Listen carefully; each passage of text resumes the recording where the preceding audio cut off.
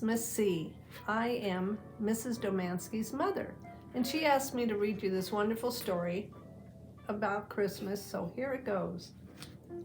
How to Catch an Elf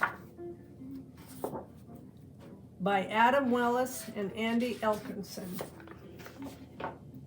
Some kids have tried to catch him, but Santa's fast, you see, so they're set their eyes on a smaller prize, and now they're after me.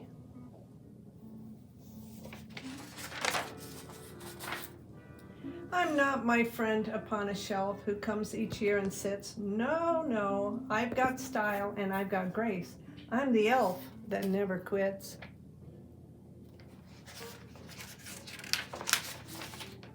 Now Santa's ready, time to go. I'm sure you traps are scary, but do my best to dodge them all and leave you feeling merry.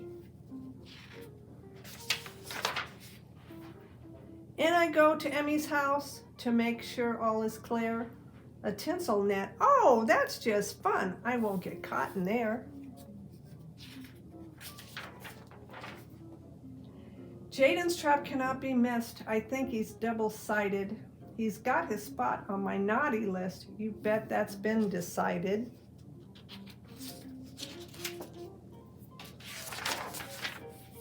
Another house is filled with treats. These kids are getting smarter. I can't resist the candy cane.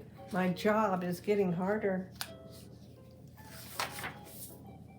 Your Christmas maze is all laid out. My work's no longer cushy. I safely brought you all your gifts, but hey, you zapped my tushy. And now my radar's perking up. This next one's quite a chore. We don't get to know what lies ahead in this family grocery store.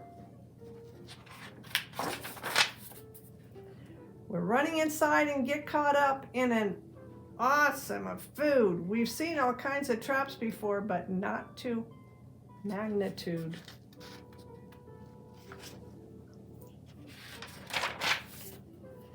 The dinner canyon burps and spits and shoots out ham and gravy, and then it follows with dessert. Please, Santa, will you save me?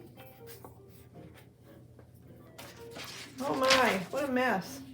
We tumbled down the waterfall above the Eggnog River, but Santa and I are awesome team.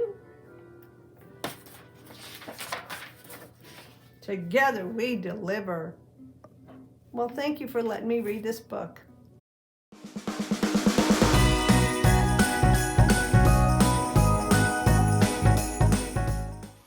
Hello, boys and girls and families at Henderson Elementary. I am Mr. Walker's mom, and I'm going to read you one of my very favorite Christmas stories that I read to my students when I was still a teacher. Behind me, you see a collection of Santa Clauses that Mr. Walker and his daughter Sophie have given to me through the years. I always look forward to what new one I'm going to have coming my way during the Christmas season. So thank you, Mr. Walker and Sophie, for those. Okay, the name of the story that I'm going to read is called The Wild Christmas Reindeer by Jan Brett. She's one of my very favorite authors and illustrators, and she has written many holiday stories as well as just some incredible literature. If you've not read any of her books, you might want to get some. Okay, here's our story, The Wild Christmas Reindeer by Jan Brett. The reindeer need to learn a lesson about cooperation and kindness during this story, so let's see how they do. Tika was excited and a little afraid. This year, Santa had asked her to get the reindeer ready to fly on Christmas Eve. Tika had never done this before, and she wanted everything to be just perfect. Tika lived up in the Arctic in the shadow of Santa's winter farm. The last of the snow geese had flown south, and everyone's mind was on Christmas. The workshop was alive with the sounds of saws sawing, hammers hammering, and brushes painting as they all worked to have the toys and presents ready for delivery on Christmas Eve. Okay, here's a picture of Tika and the elves as they are getting ready, working on their job. Tika knew that it was time for her to go in search of the reindeer. They had been out in the tundra, wild and free, since last Christmas, and Tika was sure they wouldn't want to go back to Winter Farm to train. She would have to be strong and very firm. At last she found them, Bramble and Heather, Windswept and Lichen, Snowball, Craig, Twilight, and Tundra. Okay, here's a picture of her working with some of the reindeer. They're big, aren't they? Tika took a deep breath and shouted, "Let's go! Move, move, move!" The reindeer were bewildered by Tika's voice. Their heads went up to see who this loud creature was. Here they are. But they let her herd them together, and they headed back toward Winter Farm. Tundra gave her the most trouble. Tika didn't know that he considered himself the leader and was not used to being bossed around. He liked to stay next to Twilight, but she was separated from him and was running near the front. When they got to the barn, Tika put them in different stalls, and Tundra snorted impatiently. Okay, here's a full picture of Winter Farm. Tika trying to get the reindeer into this barn. By the next morning, when Tika went into the barn, all the reindeer were restless and very upset. Lichen was frightened of Craig, who kept nipping at him. Bramble was so worried, he drove Heather wild, and Twilight kept calling out to Tundra, who was just plain angry and stamping his hooves. Okay, we're moving on. Here it is. Here's the story on this side.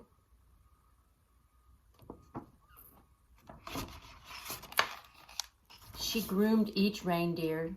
She wanted them to look sleek and glossy for Santa.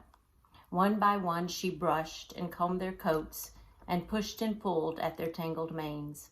She brushed so long and hard that their ears were turning pink.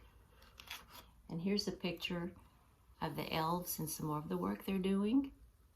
And here's some more of Tika working with the reindeer. And so far, things are not going very well. She took the reindeer outside. Now she was ready for the real training to begin. Snowflake danced in the air as she tried to stand them all in 2 lines and put them on their harnesses, but they wouldn't stay lined up. She had put Tundra at the back with Heather instead of at the front with Twilight, so he kicked out at Heather, who then bolted into Bramble. Tika scolded the reindeer. "Don't move," she cried. But they all ran off wild-eyed, and she had to go after them and bring them back. Okay, here you see. They have a lot of work to do, don't they? The next day, Tika harnessed the reindeer in the barn before she took them out to the snow. Everything went right until she got them lined up outside and tried to steer them first to the left and then to the right. And to make the sleigh fly, they would need to pull together smoothly. But then everything went wrong. Tundra crashed into Heather. Snowball just blew up at Bramble. Windswept knocked over Twilight. And then Lichen locked antlers with Craig. Okay, I'll show you that picture. Their antlers are huge and they're beginning to lock together.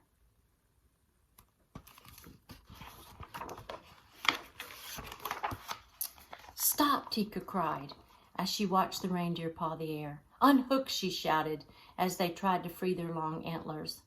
Then Lichen and Craig fell over into the snow. The harder they pulled, the more their antlers locked. The reindeer were frantic, and Tika only made it worse by yelling at them. And here they are, all tangled together in the snow.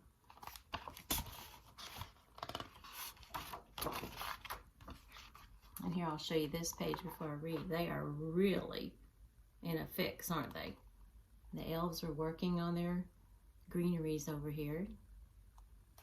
Tundra and Heather rushed to help, but the antlers did not break free. Windswept nudged at Lichen, and Bramble ran to help Craig. But the more they tried to help, the more they got tangled up with themselves. Their necks strained and their muscles bulged, but their antlers did not budge. Tika wailed, "Oh, please, it's almost Christmas Eve." But the reindeer could not move, so a frosty silence just hung in the air. I wonder if they'll get their antlers untangled and be able to learn how to help Santa. Well, Tika looked at the tangled reindeer, once so bold and free, and she began to cry. "Oh, it's all my fault," she said. "I've spent all my time yelling at you instead of helping. I'm so sorry." And one by one, she gave each reindeer a great big hug. "Tomorrow," she said, "we'll go to work in a new way. No yelling, no screaming, and no bossing, I promise. So now let me try to help you get free." So here they are, they're working more cooperatively. And here they are. Well, the reindeer listened to this new voice, this kinder voice. Heather's eyes sparkled. Craig cracked a reindeer grin. Bramble giggled and Snowball just sighed. Tundra laughed and Twilight smiled. The more they laughed, the more they shook, and as they shook, their antlers rattled and rubbed. And before Tika could do anything, she heard a spring, spring, sprung. It was the antlers jiggling free. They all look so much happier, don't they? And the elves are getting the books ready.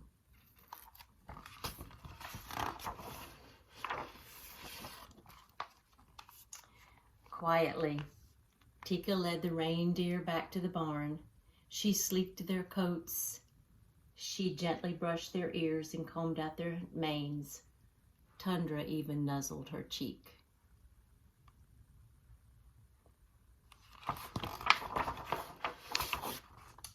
The next day, the reindeer lined up in 2 lines, ready for the harness, with Twilight and Tundra leading the line. They practiced turning left, they practiced turning right. Tika directed them softly.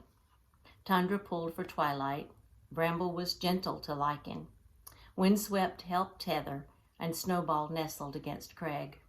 Together, they practiced long and hard. Here they are. And as you can see, it's getting to be almost time for Santa. They didn't notice, but it was getting dark, and they almost didn't hear the jingle in the distance. It was Santa. He was standing by the sleigh, piled high with presents, and he was ready to go. There were some boys and girls who were getting very excited and ready for Santa to come. Now the reindeer were ready too, and Tika led them to the sleigh. Santa smiled and nodded his thanks, and then he climbed aboard and waved to Tika, who watched as the wild reindeer rose up together and carried the sleigh off into the night.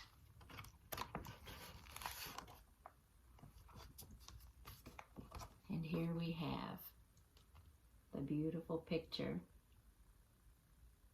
of Santa and his sleigh and the beautiful reindeer who learned how to cooperate and get together.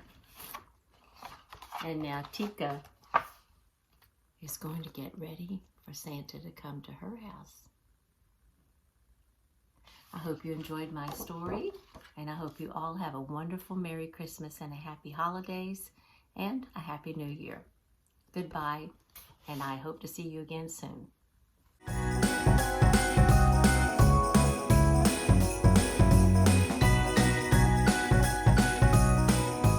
Guys, it's Brian and Mika from HGTV's 100-Day Dream Home. Greetings from sunny Tampa, Florida, and we cannot wait to share this story with you guys. Christmas story, Florida style. So this book is entitled Santa is Coming to Tampa Bay and St. Petersburg, which is basically where we live. And if you guys don't mind, our dog Bear is going to want to sit with us when we read this. So the three of us will be reading you this story. You ready, Bear? But he can't read. Should I start? You should start, yeah. All right. Well, boomed Santa, have all the children from Tampa and St. Petersburg been good this year? Well, mostly, answered the little elf, as he bustled across the busy workshop to Santa's desk. Santa peered down at the elf from behind the tall, teetering piles of letters that the children had sent him. Mostly, asked Santa, looking over the top of his glasses. Yes, but they've all been very good in the last few days, said the elf. Jolly good, chuckled Santa. Then we'd better get their presents loaded up.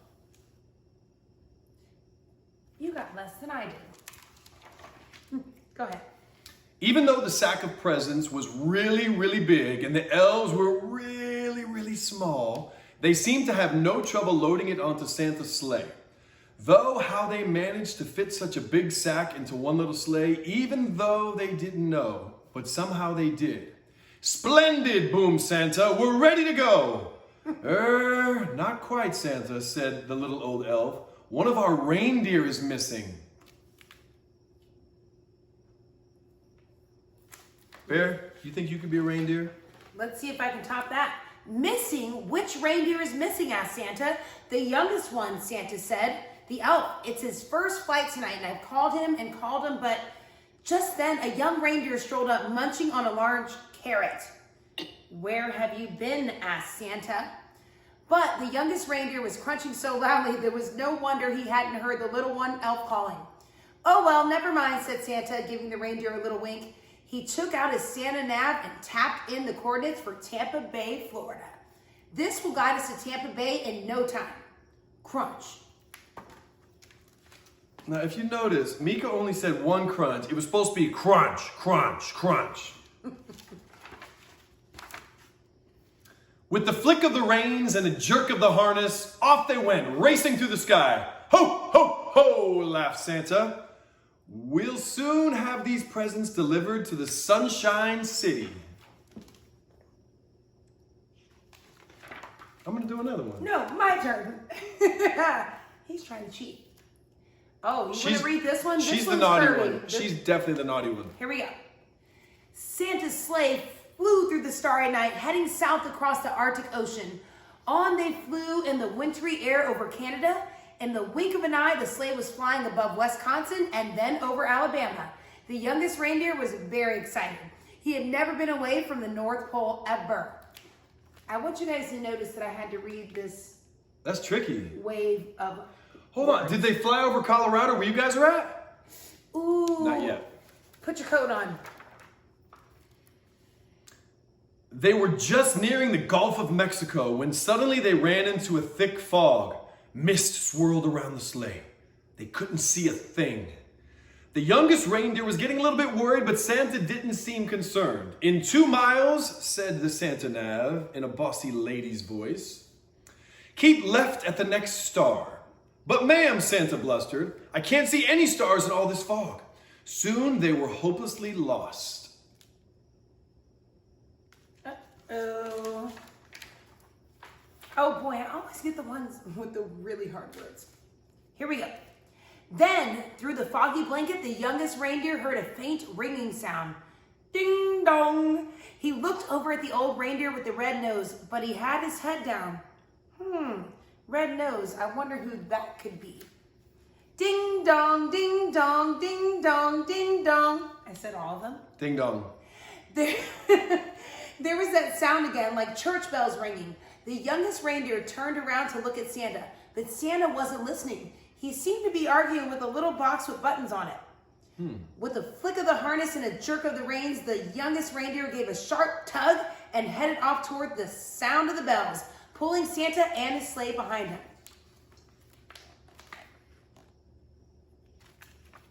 him. Whoa! Cried Santa, pulling his hat straight. What's going on? Then, to his surprise, he heard the ringing sound. Well done, young reindeer, he shouted cheerfully. It must be the Sacred Heart Catholic Church in Tampa. Don't worry, children, Santa is coming. Then suddenly, crunch!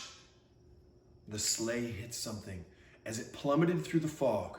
"You have arrived," said the Santa nav unhelpfully.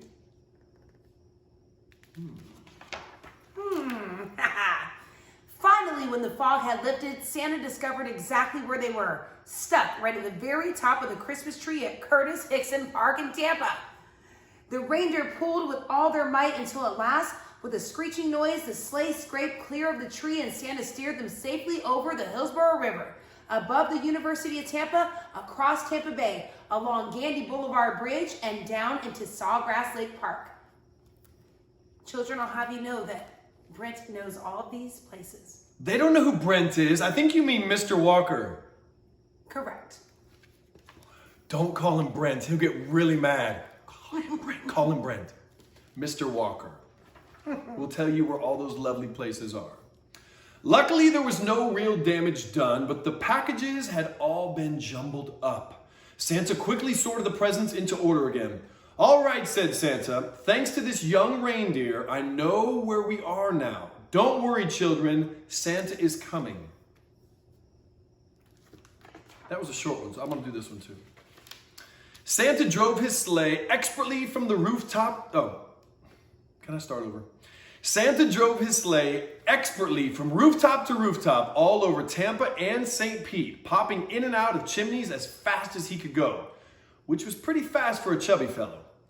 There were big chimneys in Clearwater and small chimneys in Dunedin. He squeezed down thin chimneys in Sarasota and plummeted down fat chimneys in Carrollwood. The youngest reindeer was amazed at how quickly they went. Santa never seemed to get tired at all, and it looked like the children were going to be very lucky this year. But the youngest reindeer was starting to feel a bit weary and quite hungry too. Me too. I'm hungry right now. This is true. In house after house, Santa delved inside his sack for packages of every shape and size. He piled them under the Christmas trees and carefully filled up the stockings with surprises. In the house after house, the good children of Tampa and St. Petersburg had left out a plate of cookies, a small glass of milk, and a big, crunchy carrot. Santa took a little bite out of each cookie, a tiny sip of milk, wiped his beard, and popped the carrots into his sack. And since Brian took an extra page, I will too. From Pinellas Park to Palm Harbor, from Brandon to Bradenton, from Tarpon Springs to Treasure Island, and all the places in between, Santa and his sleigh visited every house in Tampa and St. Petersburg. Santa delivered presents to Andrew, Allison, Anna, Arabella, Archie, Ashley. The list went on and on.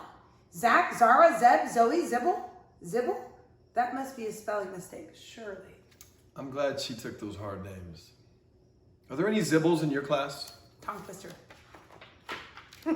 Finally, Santa had delivered the last present on his long list.